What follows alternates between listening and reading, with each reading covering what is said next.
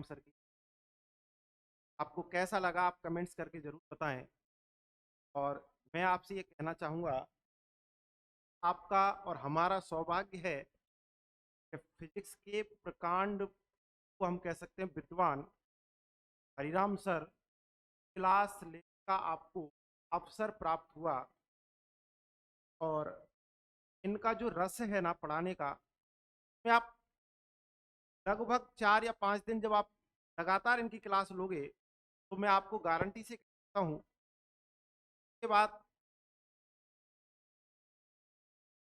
इसके बाद आपको फिजिक्स किसी और की फिजिक्स आपको कैसी लगेगी ये आप स्वयं हमें 6 दिन बाद बता दोगे कि हाँ क्या है। ठीक है। और आप जो सर पढ़ाएं उसके बारे में आप कमेंट्स जरूर दें। आपको कहीं कोई कमी लगती है, आपको कोई टेक्निकल प्रॉब्लम कोई हो सकती है, क्योंकि स्टूडियो नया सेटअप हुआ है और हम लोग भी क्या है कि ऑफलाइन क्लास के बाद डायरेक्ट अगर ऑनलाइन क्लास में आ रहे हैं तो कहीं ना कहीं थोड़ी कोई अगर ऐसी प्रॉब्लम है तो आप कमेंट करके बताएं। और वैसे कोई प्रॉब्लम हो तो आप कमेंट कर सकते हैं, सर से बात भी कर सकते हैं। ठीक है। और मैं आपको आज 12th स्टार्ट करवाने वाला हूं। और 12th में बच्चे कहते हैं कि सर ऑर्गेनिक केमिस्ट्री सबसे कठिन है, तो मैं सबसे पहले उस कठिन सब्जेक्ट को ही उठाता हूं। और जब आपका सफर मेरे साथ कुछ दिनों तक चलेगा और आप जिस प्रकार से मैं चाहूंगा उस तरीका से आप चलेंगे, तो ये मैं आपको कह सकता हूं कि आपको केमिस्ट्री में कहीं कोई किसी प्रकार की प्रॉब्लम नहीं रहेगी। आज हम आपको बताएं, आपके पास 12th में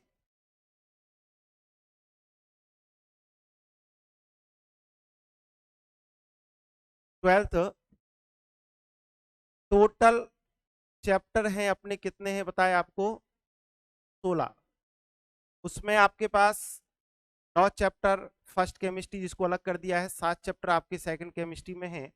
उसमें से जो चैप्टर नंबर हम उठा रहे हैं आपका चैप्टर नंबर 11। कौन सा चैप्टर है?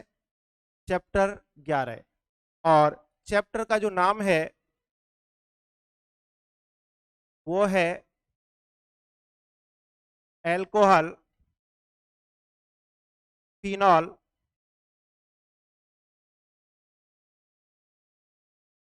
ईथर। मैं आपको बताऊं इस चैप्टर में जो मैं आपको पढ़ाऊंगा किस तरीका से हम चलेंगे आगे। सबसे पहला टॉपिक हमारा रहेगा एल्कोहल, दूसरे नंबर पे मैं लूंगा फिनॉल और तीसरे नंबर पे लूंगा ईथर।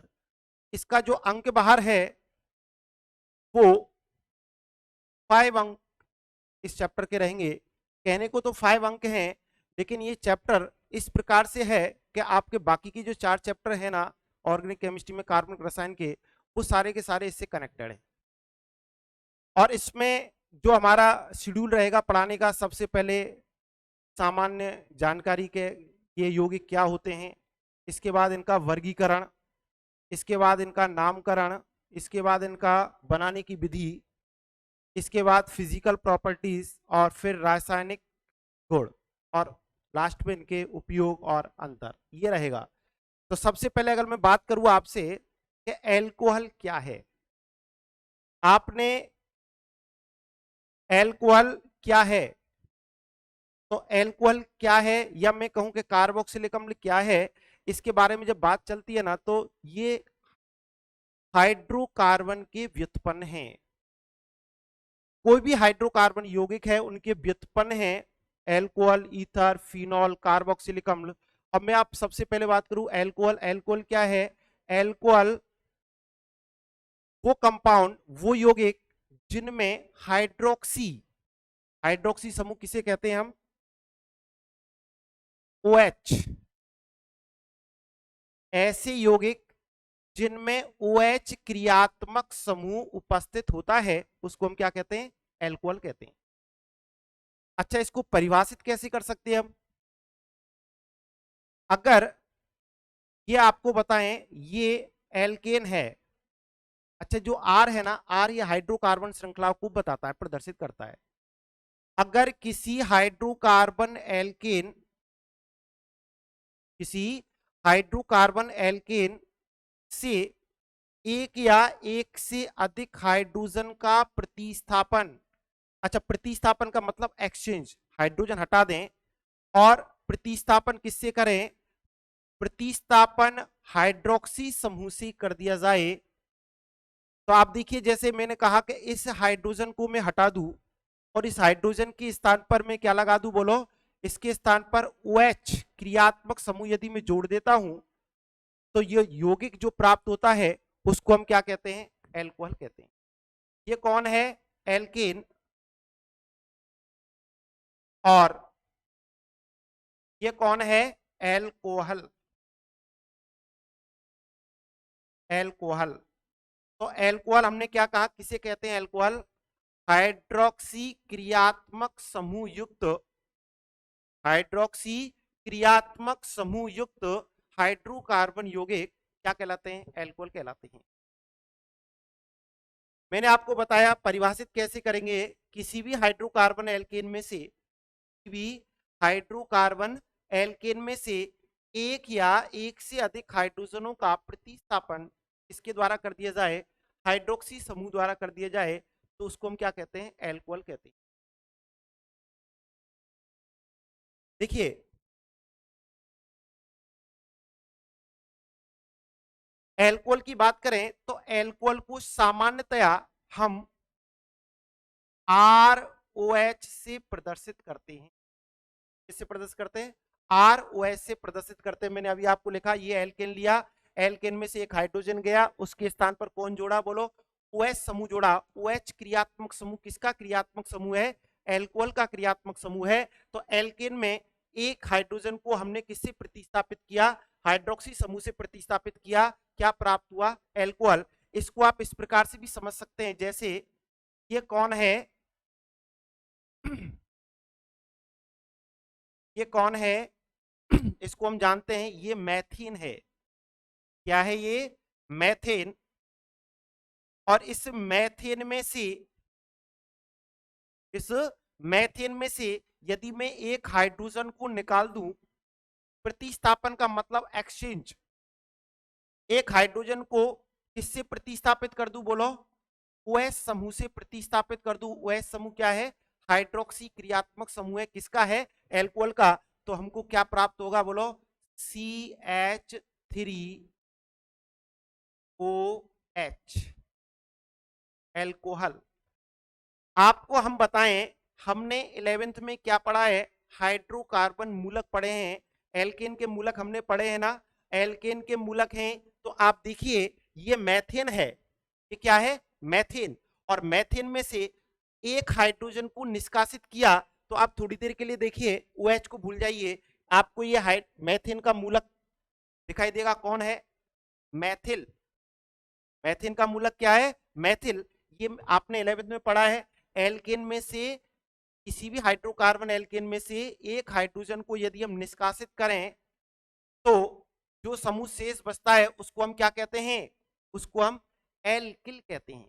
क्या कहते हैं उसको? एल्किल। जैसे मैं बताऊं आपको, ये देखिए, ये मैथेन, मैथेन में से, सर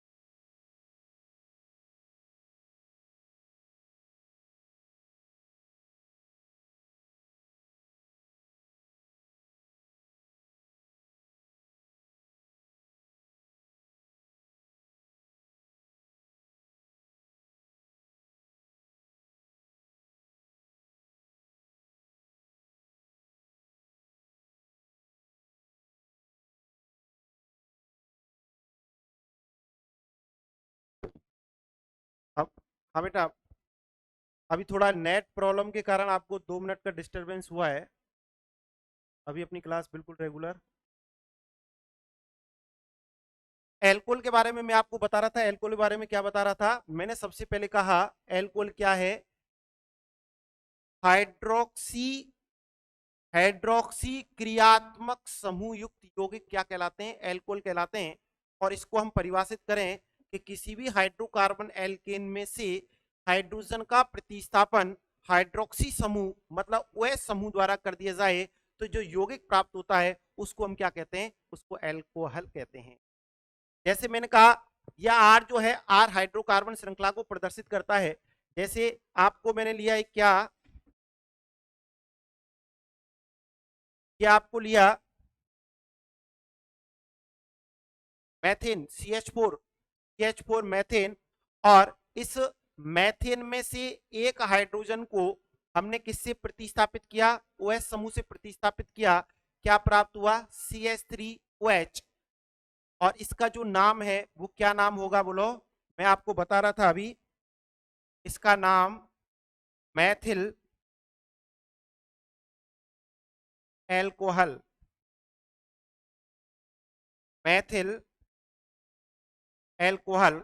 अच्छा, मैथिल एल्कोहल कैसे हुआ? क्योंकि रूढ़ पद्धति में 2 सिस्टम है नाम देने के, वो आपने 11th में हमने पढ़े हैं। उसके बारे में हम और आपको आगे आगे बताते रहेंगे कि एल्कोहल का यदि रूढ़ पद्धति में नाम देना, मैं आपको लिखाऊंगा आगे, हाइड्रोकार्बन मूलक के अंत में एल्कोहल लगा देते हैं। क्या लगा देते हैं? हाइड्रोकार्बन मूलक के अंत में एल्कोहल। अब देखिए मैथेन का मूलक क्या होगा? मैथिल। भाई एल्केन का मूलक क्या होता है? एल्किल। एल्केन में से एक हाइड्रोजन गया, क्या बनेगा? एल्किल। तो मैथेन में से मैं कहूं आपसे कि यहां मैथेन में से एक हाइड्रोजन जाएगा और ये क्या बनेगा बोलो? मैथिल। क्या बनेगा ये? मैथिल। अच्छा, एक हाइड्रोजन गया तो एक बैलेंसी क्या होगी? संयोजकता क्या होगी? मुक्त होगी, रिक्त होगी। और इस संयोजकता से कौन जुड़ रहा है आके? OH समूह जुड़ रहा है। किसका क्रियात्मक समूह है बोलो? एल्कोहल का क्रियात्मक समूह है। तो ये क्या बनेगा? एल्कोहल बनेगा। इसको हमने क्या कहा? मैथिल एल्कोहल। क्या कहा? मैथिल एल्कोहल। ठीक है। तो यहां पर आप देखें एल्कोहल, एल्कोहल किसे कहा? किसी भी एल्केन के, एक लाइन आप लिख लें जिससे कि आपको लगे कि आप जुड़ चुके हैं और मैं आपको लिखाना, हाँ आज से मैं 100% आपको नोट्स लिखाना प्रारंभ कर रहा हूं। और मेरी जो आज की क्लास है, आज और कल 2 दिन की जो क्लास है उसमें से आपको 100% 1 नंबर का जो IPSC नाम है, मैक्सिमम प्रोबेबिलिटी ये रही है पिछले 12-13 सालों में कि इन्हीं में से IPSC एक नाम आपका बोर्ड में पूछा जाता है। बड़े सरल हैं, वर्गीकरण में से ही एक क्वेश्चन आपको आता है। थोड़ा सा आप जुड़ने की कोशिश करें, एक लाइन लिखें। चैप्टर, मैंने आपको चैप्टर का नाम बोला सबसे पहले, alcohol phenol ether. Chapter number कितना है? चैप्टर नंबर है 11। और चैप्टर के अंक कितने हैं? चैप्टर के अंक हैं 5। चैप्टर के अंक कितने हैं? 5। 5 नंबर का आपको बताएं, बोर्ड के अगर बात करें तो बोर्ड में इसमें से क्वेश्चन आता है। और बाकी का तो मैं आपसे कह ही रहा हूं कि इसका कोई वेटेज नहीं, बहुत ज्यादा वेटेज है चैप्टर का। देखिए, जब किसी जब किसी हाइड्रोकार्बन एल्केन जब किसी हाइड्रोकार्बन एल्केन के हाइड्रोजन का प्रतिस्थापन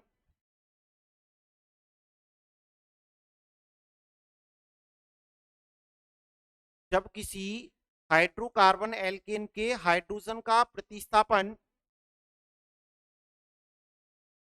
हाइड्रोक्सी समूह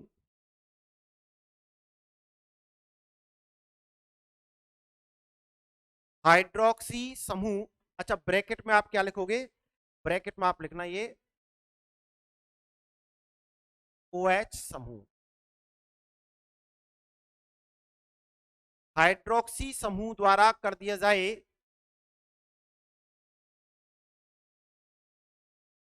तो बनने वाला यौगिक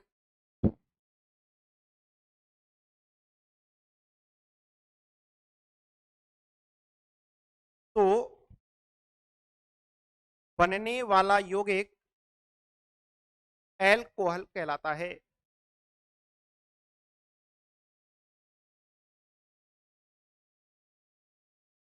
ठीक है,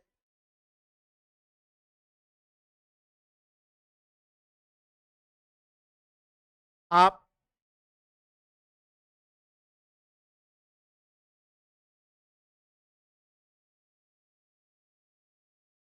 ये आप लिख लें, नोट कर लें बुक में, अपनी नोटबुक में। आर एच एल्केन, एच गया, ओ एच जुड़ा, एल्कोहल बना। और थोड़ा ये अभी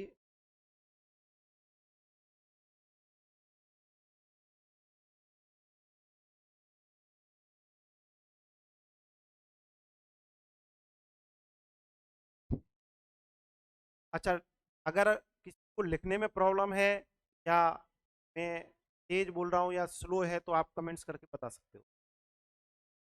ऑफलाइन क्लास में तो पता रहता है कि बच्चा किस लिख रहा है टीचर।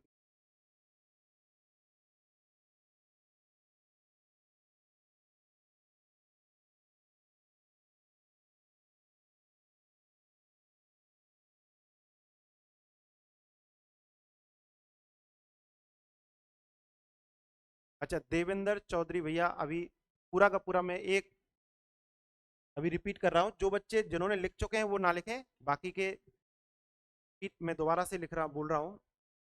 जब किसी हाइड्रोकार्बन एल्केन के हाइड्रोजन का प्रतिस्थापन हाइड्रोक्सी समूह, अच्छा हाइड्रोक्सी समूह जब आप लिखोगे ना तो ब्रैकेट में आपको ओएस समूह लिखना है। ठीक है, जिससे अगर आपने नहीं भी देखा है या देखा है तो आपको पता रहे क्या है। हाइड्रोक्सी समूह द्वारा कर दिया जाए तो प्राप्त होने वाला यौगिक एल्कोहल कहलाता है।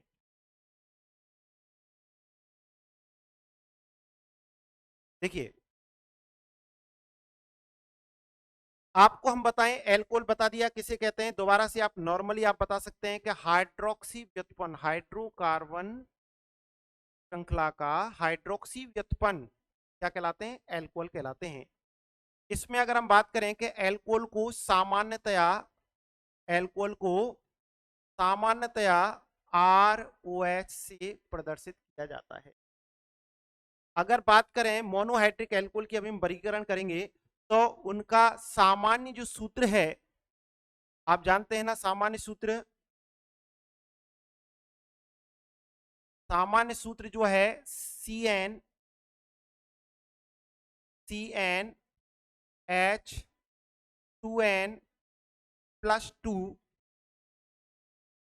प्लस 2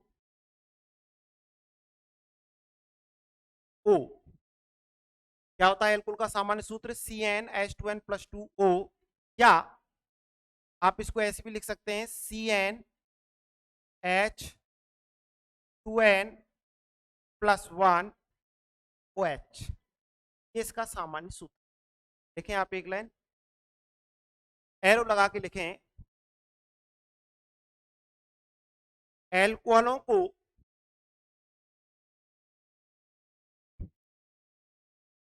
एल्कोहलों को सामान्यतया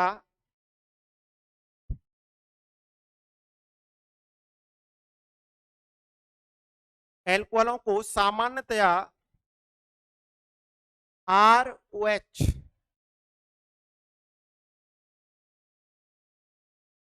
के रूप में प्रदर्शित किया जाता है।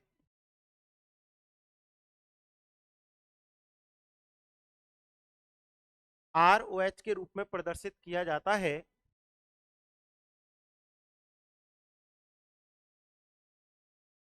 अच्छा, एक बात बताइए, यहां पर मैंने सूत्र लिखा है CnH2n+2O या CnH2n+1OH। यहां आपको पता है n बराबर क्या है, पता है? अगर किसी को पता है तो आप कमेंट्स करके बताएं। n बराबर है number of carbon, number of carbon, n बराबर नंबर ऑफ कार्बन,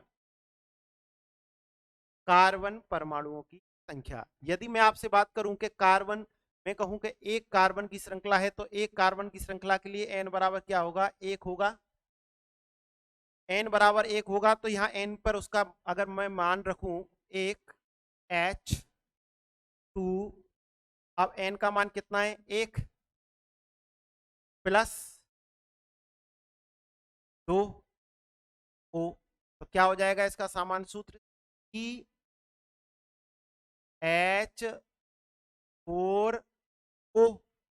या दूसरी तरीका से कैसे लिख सकते हैं? मैंने आपको दूसरा सूत्र क्या बताया? CnH2n plus 1OH। बहुत सामान्य सी बात है, लेकिन ये सामान्य सी बात ही आपको ऊपर तक ले जाएगी। CH3OH।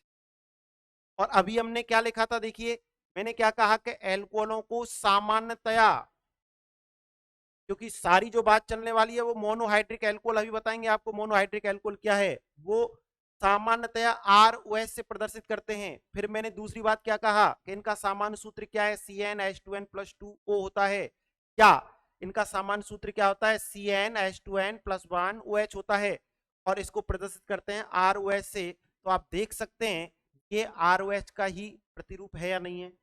ROH, यहाँ पे एक कार्बन का एल्कोहल है तो क्या हो गया? CH3OH। यदि मैं कहूं कि C और N बराबर यदि 2 हो, N बराबर यदि क्या हो? 2, तो N बराबर 2 होगा, सूत्र में लिखेंगे तो क्या आएगा? देखना, C2 और H 2 गुणा क्या आएगा? बोलो, 2 गुणा 2 प्लस 2O, क्या हो गया? देखना, C2H6O। हुआ कि नहीं हुआ? बोलो। और अगर इस सूत्र से लिखें, जो मैंने लिखा कि सामान्यतः क्या कहते हैं? ROH। बहुत सिंपल है, ROH कहते हैं, कैसे लिखेंगे? बोलो, C2, डायरेक्ट लिख दूं? बोलो इतना तो आपको, गुणा मेरे हिसाब से C2H5OH। तो सामान्यतः ऐसे ही लिखा मिलेगा आपको, जहां भी आप पढ़ोगे तो आपको एल्कोहल ऐसे लिखे मिलेंगे, CH3OH, C2H5OH, C3H7OH, ऐसे लिखा मिलेगा। ये कौन है? मैथिल एल्कोहल है। ये कौन है? बोलो, एथिल एल्कोहल है। सामान्य नाम में बोल रहा हूँ, नामकरण इसमें पढ़ेंगे हम, टेंशन नहीं है। तो एल्कोहलों को फिर दोबारा से सुने। एल्कोहल मैंने क्या कहा? किसे कहते हैं एल्कोहल? किसी हाइड्रोकार्बन एल्केन के एक या एक से अधिक हाइड्रोजन, आप जितने हाइड्रोजन को प्रतिस्थापित करोगे, इससे हाइड्रोक्सी समूह से कर दिया जाए तो क्या प्राप्त होता है? एल्कोहल प्राप्त होता है। मैंने आपको एक इसका एग्जांपल भी दिया। ये कौन है? मैथिन है। मैथिन के एक हाइड्रोजन को निकालें, उसके स्थान पर क्या लिखें? स्थान पर हम OH, प्रतिस्थापन मतलब एक्सचेंज, हाइड्रोजन जाएगा, OH आएगा, क्या बनेगा? एल्कोहल बनेगा। उसके बाद क्या बात बताई? एल्कोहलों को सामान्यतः आप किससे प्रदर्शित करते हैं? ROH से प्रदर्शित करते हैं। यहाँ पर जो R है वो R किसको बताती है? वो हाइड्रोकार्बन श्रृंखला को प्रदर्शित करती है।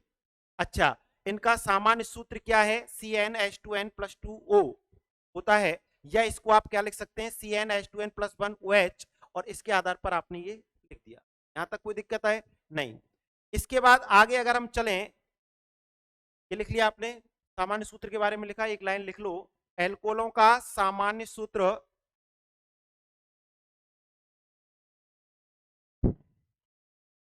एल्कोहलों का सामान्य सूत्र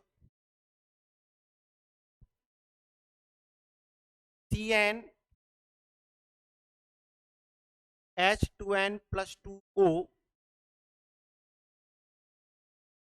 लिखा हुआ है CnH2n प्लस 2O या CnH2n प्लस 1OH होता है।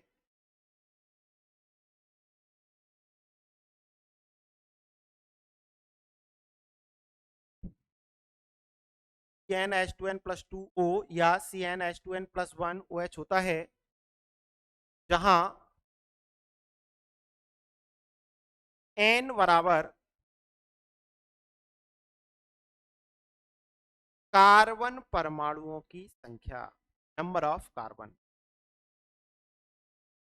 Number of carbon.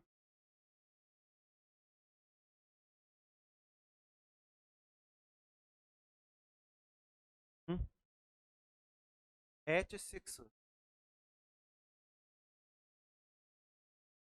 सत्यन भैया एक मिनट देख। अच्छा सी,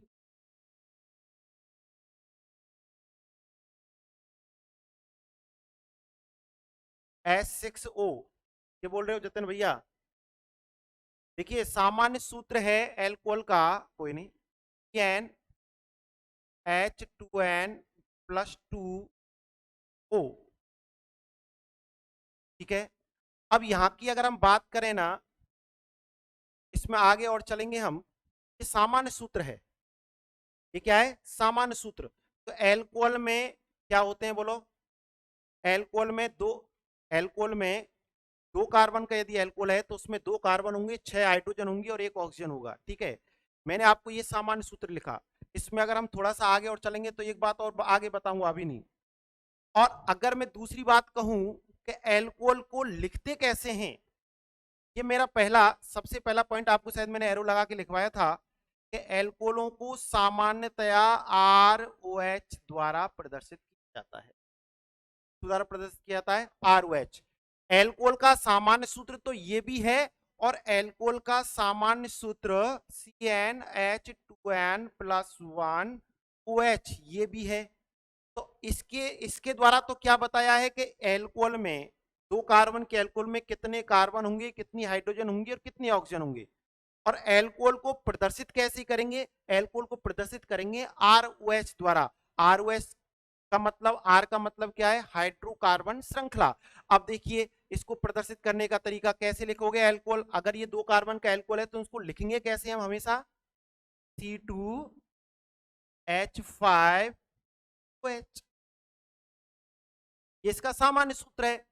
एल्कोहल को लिखेंगे तो कैसे लिखेंगे? ऐसे लिखेंगे, क्योंकि ये सामान्य सूत्र तो ईथर का भी है। क्या आगे बात करेंगे क्यों आपस में, उनमें कौन सी समाव्यवस्था है? आपने 11वीं में पढ़ी है, समाव्यवस्था पढ़ी है, क्रियात्मक समूह समाव्यवस्था। अच्छा समाव्यवस्था 11वीं में पढ़ी है ना? सबने पढ़ी है बेटा? कमेंट्स करके बताएं। तो क्रियात्मक समूह समाव्यवस्था है, देखिए दो प्रकार की समाव्यवस्था, संरचनात्मक, त्रिविम, और उसमें हम चले संरचनात्मक में 5 है, श्रृंखला, स्थिति, और क्रियात्मक समूह समाव्यवस्था, मध्यव्यवस्था, चलाव्यवस्था। तो क्रियात्मक समूह समाव्यवस्था क्या होती है? उन यौगिकों द्वारा प्रदर्शित की जाती है क्रियात्मक समूह समाव्यवस्था जिनके सामान्य सूत्र तो समान होते हैं। अच्छा समाव्यवस्था में 1 मिनट में आपको बता देता हूं, समाव्यवस्था कहते किसे हैं? ऐसे हाइड्रोकार्बन यौगिक जिनके अणुसूत्र समान हो लेकिन रासायनिक और भौतिक गुण क्या हो? भिन्न भिन्न हो। और रासायनिक और भौतिक गुण भिन्न भिन्न कब आएंगे? जब उसमें क्रियात्मक समूह या कोई श्रृंखला या फिर कोई स्थिति, क्रियात्मक समूह की स्थिति या प्रतिस्थापी की स्थिति में कहीं ना कहीं संरचना में कोई परिवर्तन हो, या त्रिविम में अभिविन्यास भिन्न भिन्न हो। ये बहुत सारी चीजें उसमें आती है, किसी कारण से भी गुणों में भिन्नता हो सकती है। तो उसमें मैं आपको पूरी समाव्यवस्था पे ना जाकर मैं यहीं पे आ जाता हूं, इसकी बता रहा हूं। क्रियात्मक समूह समाव्यवस्था, एल्कोहल हमेशा ईथर के साथ, एल्कोहल किसके साथ? ईथर के साथ, क्योंकि एल्कोहलों का सामान्य सूत्र क्या होता है आपको पता है? एल्कोहलों का सामान्य सूत्र होता है CnH2n प्लस 2O, और ईथर का सामान्य सूत्र भी क्या होता है? CnH2n plus 2O। ये किसका सामान्य सूत्र है? ईथर का। ये किसका सामान्य सूत्र है? एल्कोहल का। दोनों के सामान्य सूत्र क्या है? समान। लेकिन आपको पता है एल्कोहल में क्रियात्मक समूह कौन होता है? हाइड्रोक्सी। अभी 2 मिनट पहले मैंने आपको बताया, हाइड्रोक्सी क्रियात्मक समूह युक्त यौगिक क्या कहलाते हैं? एल्कोहल कहलाते हैं।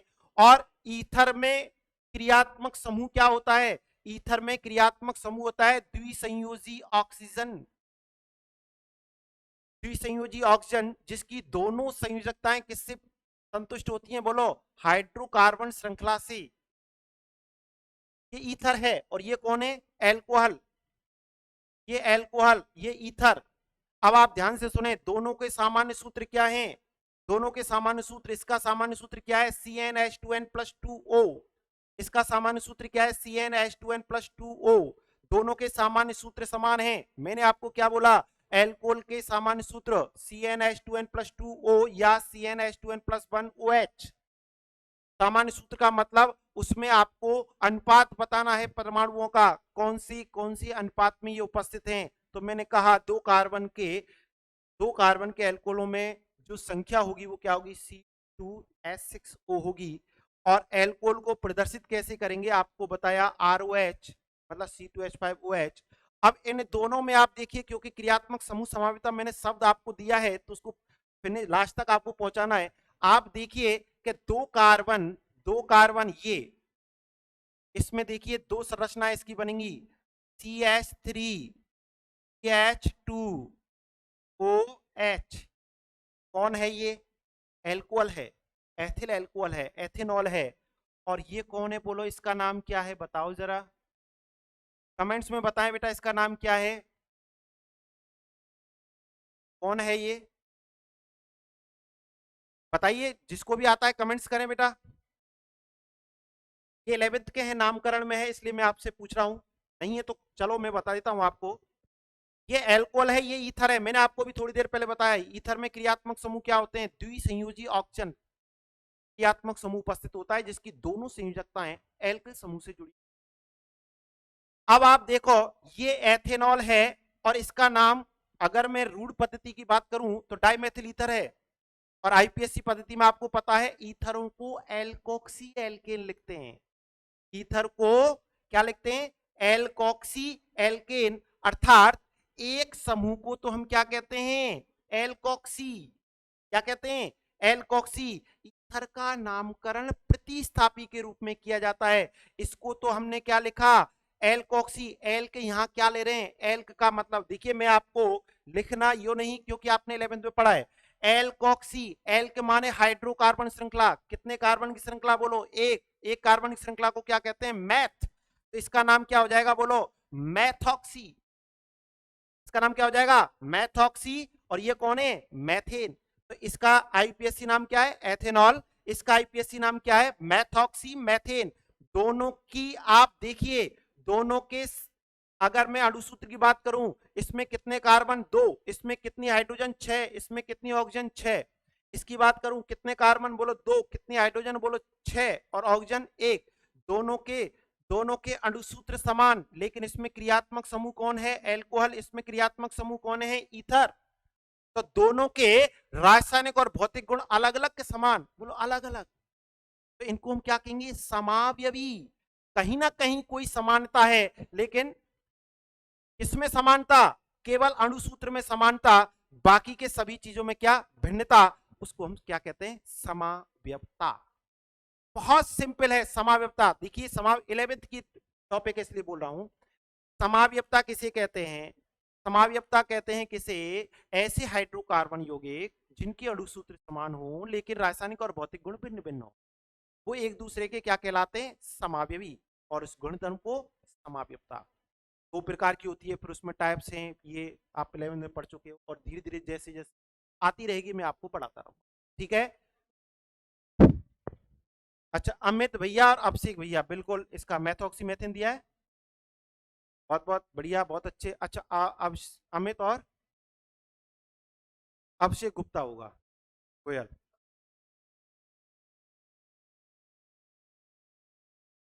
नहीं, देखो बेटा, देखो ये नहीं कराया गया है या क्या है, और आप कहां से हो बेटा ये मुझे नहीं पता है, लेकिन मैं आपको बता दूं, क्योंकि मैं आपको गुमराह करने की बात नहीं कर रहा हूं, मैं आपको सारी सारी बिल्कुल, क्योंकि बुक आपके पास है, आप देख सकते हैं। अगर आपने नहीं कराया है तो आप कोशिश करें कि आप पढ़ें, और जैसी जैसी है मैं आपको पूरा का पूरा यहाँ से आपको धीरे धीरे बताता रहूंगा, जितना भी है टेंशन ना लें। अब एक साथ ऐसा तो संभव नहीं है कि मैं, देखिए मैं क्या सोचता हूँ, हर व्यक्ति क्या सोचता है कि सारा का सारा एक साथ हो जाए, कि 11th भी हो जाए, 12th भी हो जाए।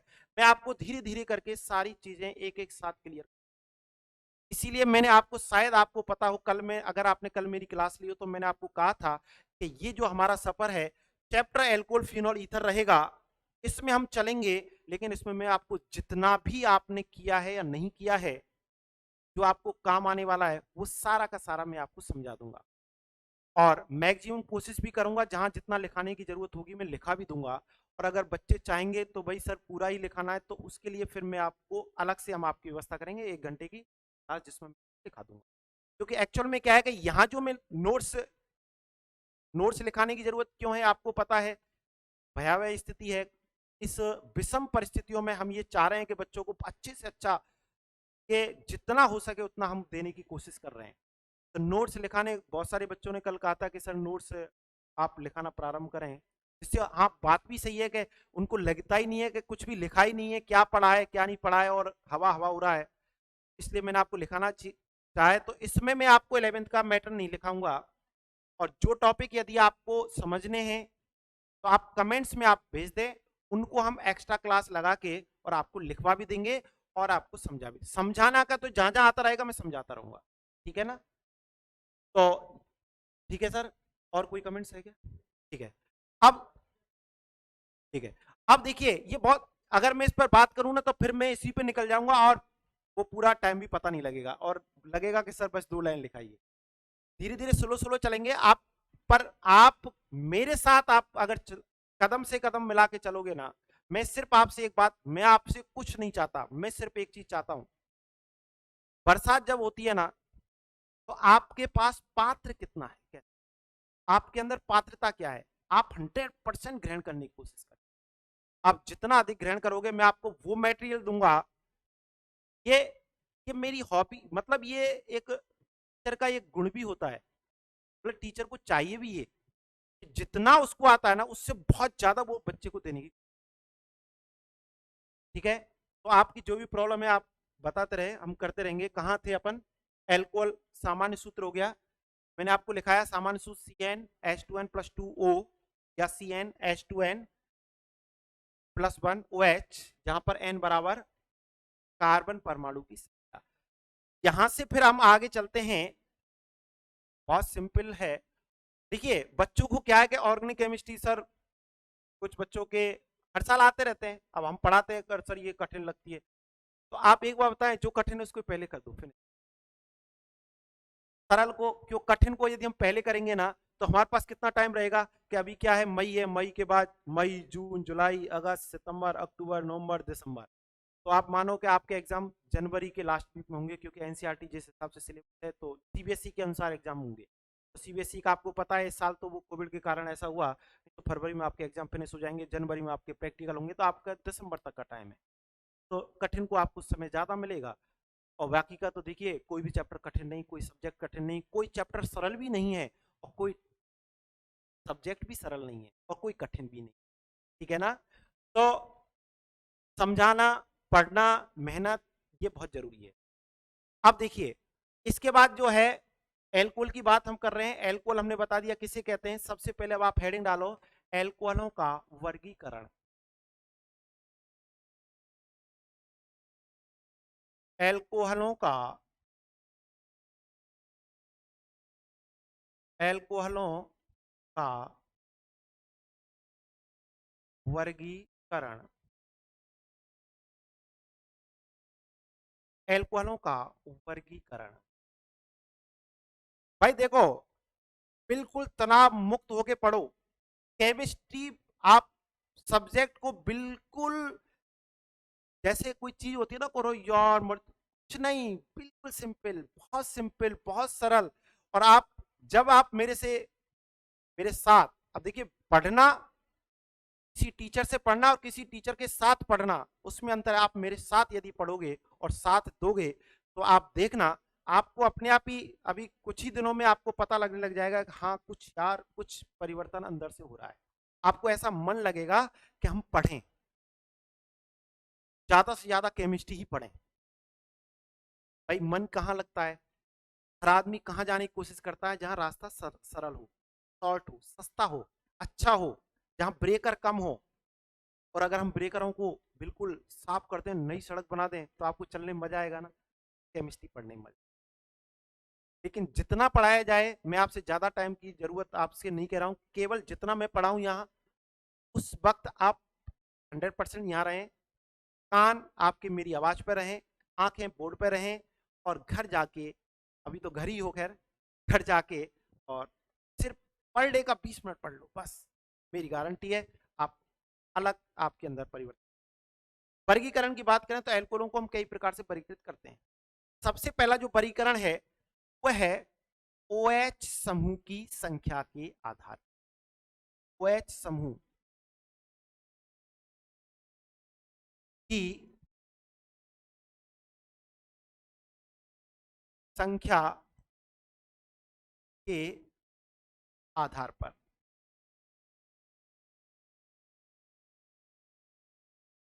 और देखिए मैं यहां से जो स्टार्ट कर रहा हूं, आपको 12th की अगर मैं बात करूं, 12th की बात करूं, आगे कंपटीशन की बात करूं, कुछ भी बात करूं, तो मैं आपको बताऊं यहां से आपका टीचर, यहां से आईपीएससी नाम उठाने की कोशिश करता है 90%। आप अगर पुराने पेपर देखोगे तो यहां से आप जो 2 दिन की क्लास 3 दिन क्लास चलेगी, वर्गीकरण में से वो आईपीएससी नाम की कोशिश, आईपीएससी नाम लिखने की कोशिश यहां से उठाने की कोशिश करता है। और बहुत सिंपल है, बहुत सरल है, लेकिन समझ आने के बाद। अच्छा, वर्गीकरण की बात करें, सबसे पहला वर्गीकरण है OH समूह की संख्या के आधार पर। और समूह की संख्या के आधार पर मैं वर्गीकरण तक पहुंचूं उससे पहले मैं कुछ बात बताऊं कि अगर हम बात करते हैं कि कोई समूह एक है, अकेला है, तो उसको हम क्या कहते हैं? मोनो। 11th में पढ़ा है आपने, उसको हम क्या कहते हैं? मोनो। यदि समूह की संख्या, किसी भी समूह की संख्या एक है तो उसको क्या कहते हैं? मोनो। दो है तो क्या कहते हैं उसको? डाई। नहीं आई समझ में? आएगी। देखिए आपको बताएं, इस आधार पर एल्कोहलों को 4 भागों में बांटा गया। कितने भागों में बांटा गया है? 4 भागों में बांटा गया है। 4 कौन कौन से टाइप हैं मैं अभी बता देता हूं आपको। नंबर 1 है मोनोहाइड्रिक एल्कोहल। कौन सा है? Monohydric alcohol. अच्छा, हाइड्रिक, यहां पे जो शब्द है ना, कौन सा? हाइड्रिक। ये शब्द किसके लिए आया पता है? किसके लिए आया है? क्रियात्मक समूह क्या है एल्कोहल का? हाइड्रोक्सी। तो ये जो शब्द आया किसके लिए आया? हाइड्रोक्सी समूह के लिए, मोनोहाइड्रिक एल्कोहल।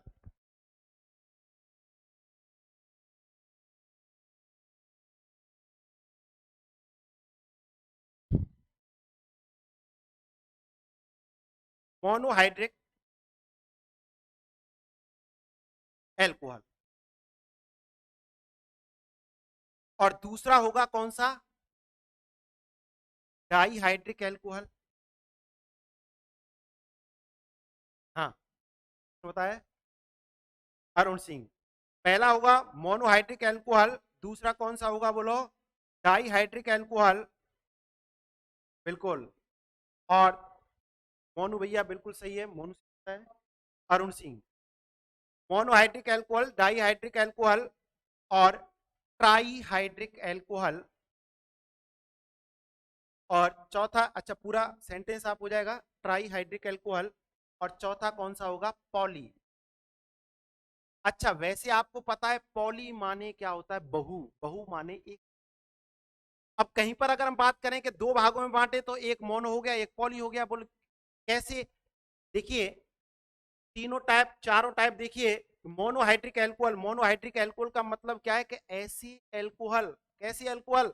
ऐसी एल्कोहल जिनमें एक हाइड्रोक्सी क्रियात्मक समूह उपस्थित होता है। कौन सा? एक हाइड्रोक्सी क्रियात्मक समूह उपस्थित होता है, उसको हम क्या कहते हैं? मोनोहाइड्रिक। क्या कहते हैं उसको? मोनोहाइड्रिक एल्कोहल कहते हैं। एग्जाम्पल आपके सामने है, देखिए CH3OH। कितना, कितने हाइड्रोक्सी क्रियात्मक समूह इसमें? एक। इसको हम क्या कहेंगे? मोनोहाइड्रोक्सी एल्कोहल। क्या नाम है इसका? बोलो। मैथिल एल्कोहल। अब देखिए आप, आवाज तो आपकी मेरे साथ आ नहीं सकती अभी ऑनलाइन में हो, पर वो मैथिल एल्कोहल। दूसरा एल्कोहल कौन सा होगा? ऐसे एल्कोहल जिनमें कितने हाइड्रोक्सी समूह? 2 हाइड्रोक्सी समूह उपस्थित हो। लेकिन यहां पर आपको एक बात ध्यान देनी है कि मोनोहाइड्रिक एल्कोहल तो ठीक है, एक OH समूह हो और डाईहाइड्रिक, ट्राईहाइड्रिक या पॉलीहाइड्रिक एल्कोहल कौन से होंगे? डाईहाइड्रिक कौन से होंगे? जिनमें 2 हाइड्रोक्सी समूह। ट्राईहाइड्रिक कौन से होंगे? जिनमें 3 हाइड्रोक्सी समूह। पॉलीहाइड्रिक कौन से होंगे? जिनमें 4 हाइड्रोक्सी क्रियात्मक समूह उपस्थित होंगे। और यहां पर मैं डाईहाइड्रिक की बात करूं, लेकिन आपको इसमें एक बात ध्यान रखनी है, मैं आपको वो लिखा दूंगा। कंडीशन क्या है कि 2 OH क्रियात्मक समूह उपस्थित तो होने चाहिए, लेकिन वो दोनों अलग अलग कार्बन पर होने चाहिए।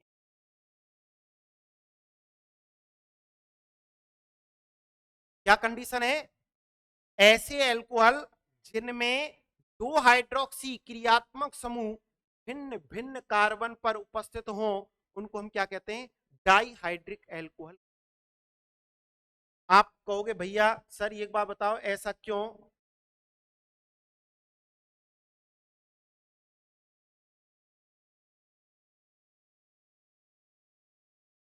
ऐसा क्यों? तो मैं आपको बता दूं, वो लिखवा भी दूंगा। एक ही कार्बन पर, किस पर? एक ही कार्बन पर 2 या 2 से अधिक हाइड्रोक्सी समूह अगर उपस्थित हो तो वह यौगिक अस्थायी। क्या होता है? अस्थायी होता है। अगर एक ही कार्बन पर, जैसे मैं कहूं कि CH2, और इस पर कितने OH जोड़ दूं? बोलो 2।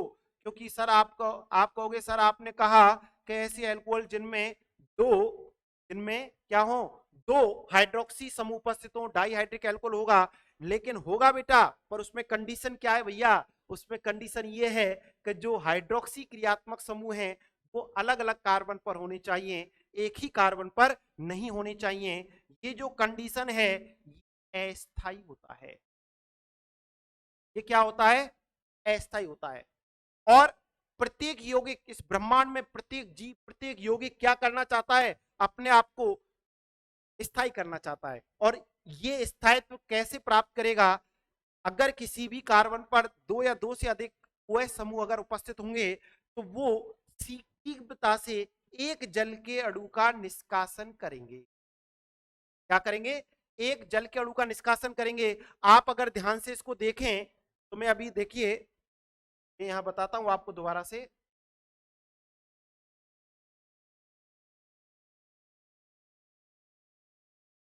देखिए, जैसे CH3, CH, OH, OH।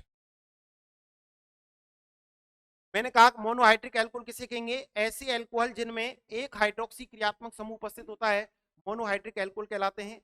दूसरा, ऐसे अल्कोहल जिनमें 2 हाइड्रोक्सी क्रियात्मक समूह उपस्थित हों, लेकिन कंडीशन क्या है कि दोनों हाइड्रोक्सी क्रियात्मक समूह अलग अलग कार्बन पर होने चाहिए, अलग अलग कार्बन पर होने चाहिए। वो क्या कहलाते हैं? डाईहाइड्रिक अल्कोहल कहलाते हैं। यहीं हम आगे बढ़े उससे पहले यहीं रुक जाएंगे, क्योंकि अगर मैं आपको नहीं बताऊंगा तो आपके कमेंट्स आएंगे, आप मुझसे पूछोगे ऐसा क्यों? तो ऐसा इसलिए बेटा कि एक ही कार्बन पर अगर 2 या 2 से अधिक OH क्रियात्मक समूह उपस्थित हों तो वह यौगिक अस्थायी होता है। और प्रत्येक यौगिक अपने आप को स्थायी करने के लिए क्या करता है? अपने प्रत्येक यौगिक कुछ ना कुछ करता है। यहां की बात करें तो ये क्या करेगा? ये जल के अणु का निष्कासन करेगा। क्या करेगा? जल के अणु का निष्कासन होगा। और आप देखिए ये क्या है? अस्थायी। ये क्या है? अस्थायी। जब जल का अणु जाएगा, आप देखिए यहां O और H के मध्य बॉन्ड है या नहीं है? है।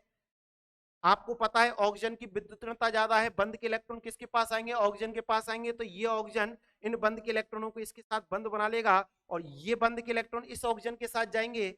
बाहर कौन निकलेगा? ये तो 11th की बात रही। बाहर कौन निकलेगा मैं डायरेक्ट आपको बताऊं, जल।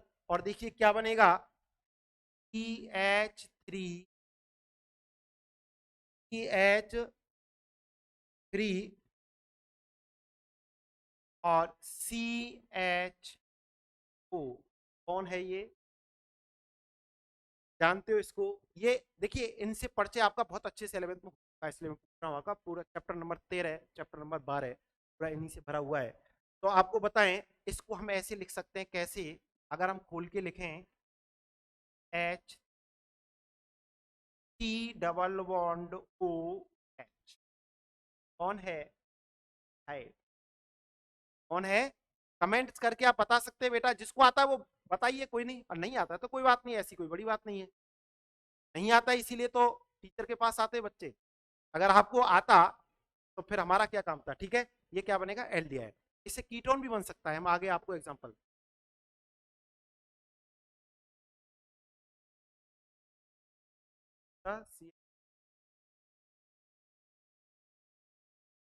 मैथिल एल्कोहल तो होता है ना?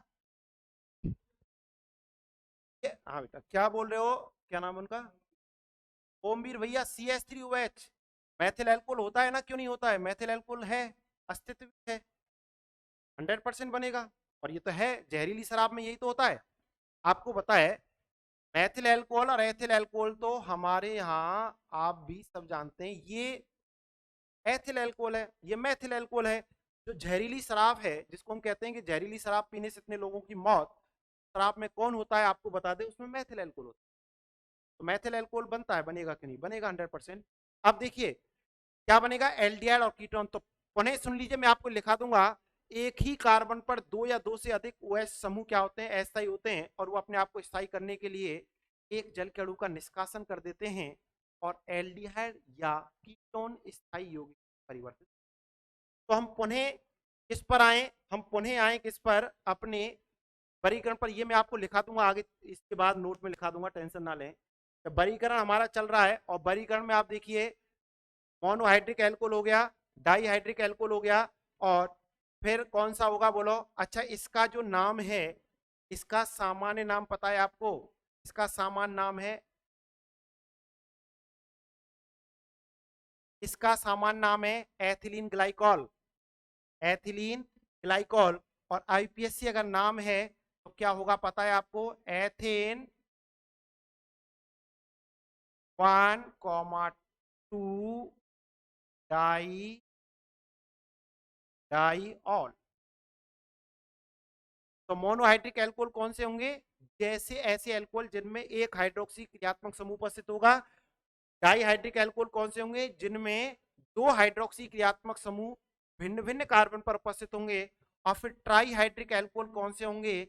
ऐसी एल्कोहल, मेरे हिसाब से अब आपको समझ में आने लग गया होगा, जिनमें कितने क्रियात्मक समूह? OH क्रियात्मक समूह बोलो 3, जिनमें तीन तीन OH हाइड्रोक्सी समूह उपस्थित होते हैं भिन्न भिन्न कार्बन पर।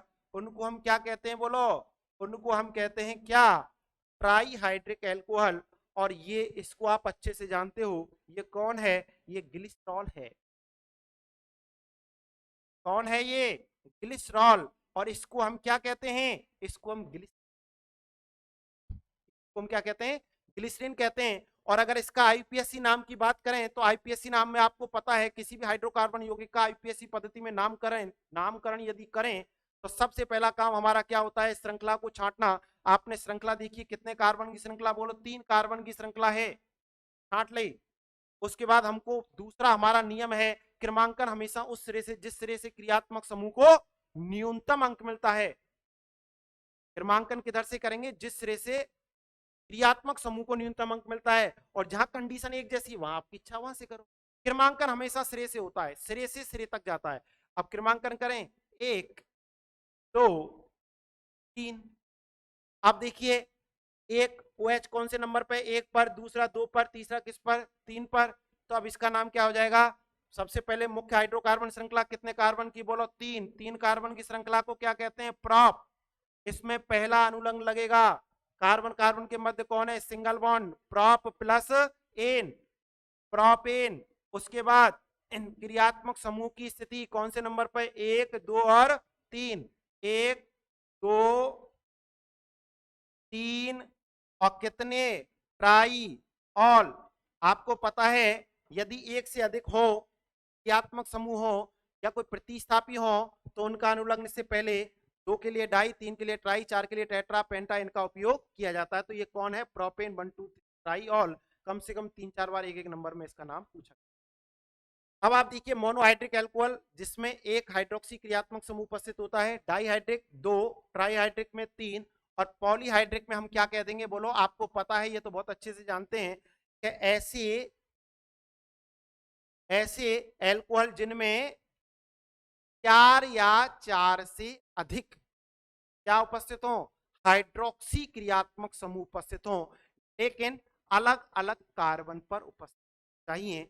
अलग अलग कार्बन पर क्यों? क्योंकि एक ही कार्बन पर 2 या 2 से अधिक OH समूह क्या होते हैं, अस्थायी होते हैं, और अपने आप को स्थायी करने के लिए जल के अणु का निष्कासन कर देते हैं और एल्डिहाइड या कीटोन परिवर्तित हो जाते हैं। ठीक है, अब इसमें आप देखिए पॉलीहाइड्रिक एल्कोहल का अगर एक एग्जांपल हम लिखें, पॉलीहाइड्रिक एल्कोहल का एग्जांपल लिखें, देखो ये इसको मैं इस प्रकार से लिखूं, H H H O H O H O H,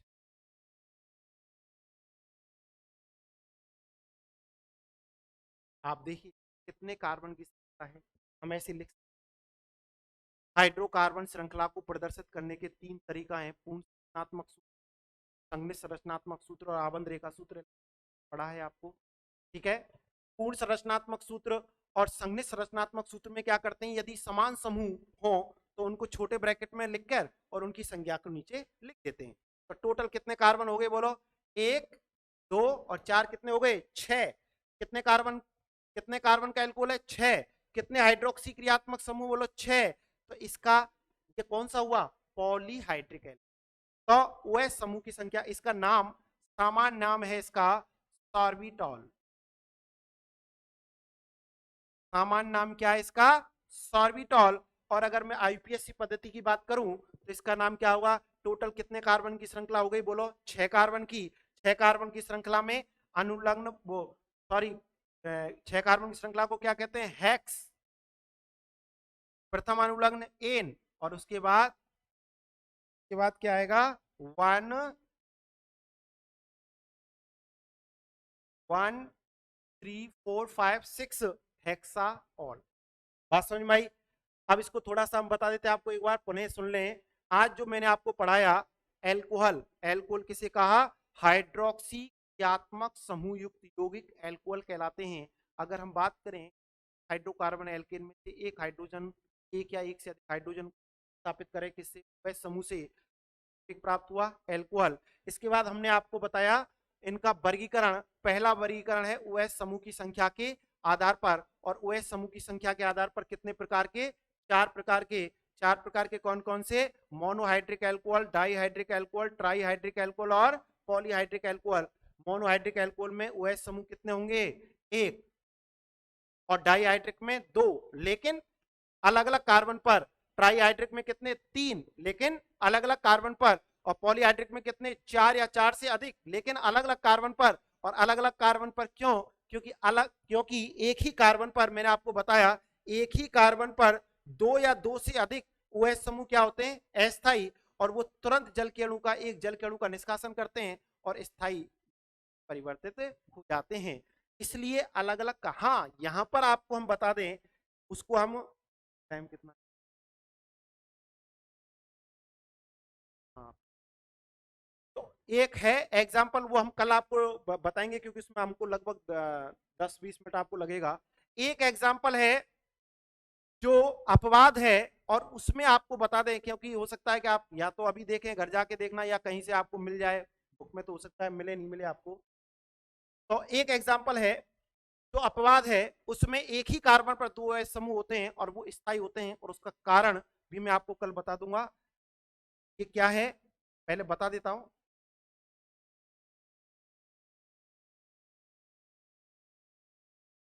और इसका नाम है क्लोरल हाइड्रेट। क्या नाम है इसका, क्लोरेल हाइड्रेट। क्लोरेल हाइड्रेट, इसकी संरचना,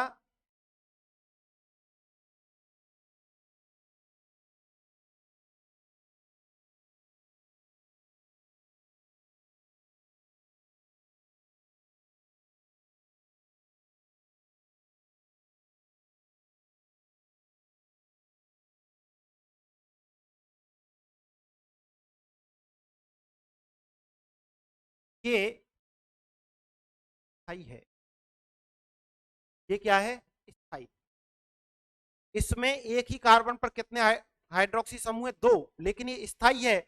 और उसका कारण क्या है? उसका कारण है हाइड्रोजन बंध। क्या कारण है? हाइड्रोजन बंध। 11th में हमने पढ़ा है हाइड्रोजन बंध कहां बनता है? जब एक हाइड्रोजन परमाणु अपने से अधिक 2 विद्युत ऋणी परमाणुओं के मध्य में फंस जाती है, तो एक के साथ तो सहसंयोग बंध और दूसरे के साथ एक दुर्बल आकर्षण बंध द्वारा जुड़ी रहती है, हम हाइड्रोजन बंध कहते हैं। थोड़ा सा और कितने प्रकार का होता है? 2 प्रकार का होता है। यहां मैं आपको बता देता हूं कि ये हाइड्रोजन और ये Cl इन दोनों की विद्युत ऋणता अलग अलग है। इधर तो ऑक्सीजन है, ऑक्सीजन की विद्युत ऋणता 3.5, इधर Cl है, इसकी विद्युत ऋणता कितनी है आपको पता है? 3.5 4, और इसकी हो गई 3, और इसकी है 2.1। तो दोनों अधिक अधिक विद्युत ऋणता वाले हैं, एक के साथ सहसंयोग बल से, और यहाँ इनके मध्य एक दुर्बल आकर्षण बल से ये जुड़ जाता है, और इसको हम क्या कहते हैं? बोलो। हाइड्रोजन बंध कहते हैं। तरह से ही देखो ये, और ये हाइड्रोजन बंध बनाकर, और एक शब्द आता है कीलेट वलय। ये शब्द वो शब्द है जो आपको आगे एग्जाम में, जो भी कॉम्पिटिटिव एग्जाम में वहां पे भी आते हैं। कीलेट वलय। वलय किसे कहते हैं? वलय किसे कहते हैं? ऐसी श्रृंखला जिसमें सिरे वाले परमाणु आपस में जुड़े हों, वलय। आप देखिए, एक तो श्रृंखला सीधी होती है, एक श्रृंखला कैसी होती है? सीधी, और एक ये वलय। तो कीलेट वलय का ये क्या करते हैं? निर्माण करते हैं। ये वलय क्या कहलाती है? कीलेट वलय। और आप कहोगे कि गुरुजी कीलेट वलय क्या है? तो ऐसी वलय में एक से अधिक प्रकार के परमाणु उपस्थित हों, क्या कहते हैं? कीलेट वलय। आप देखिए ClHO कार्बन, इसका स्थायित्व बहुत ज्यादा होता है। इस कारण ये अपवाद है, एकमात्र ये एग्जाम्पल है। और माना कि आपके पास नहीं है, आपके पास, लेकिन मैं आपको बता रहा हूं। तो आज की क्लास में हमारा इतना ही। अगर आपको कोई प्रॉब्लम है और कहीं कोई दिक्कत रही हो, आवाज संबंधित कोई टेक्निकल प्रॉब्लम या पढ़ाई संबंधित, तो आप कमेंट्स कर सकते हैं।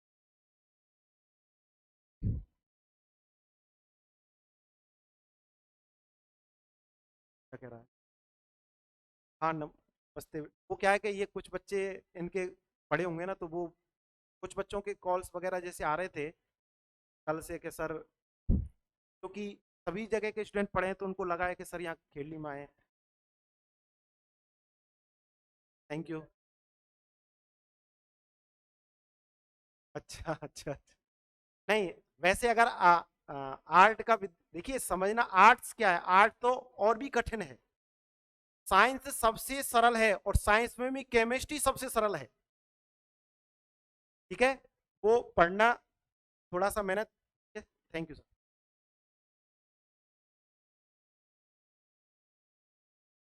अभी आपकी बायोलॉजी की क्लास है ना? डाल दिया सर?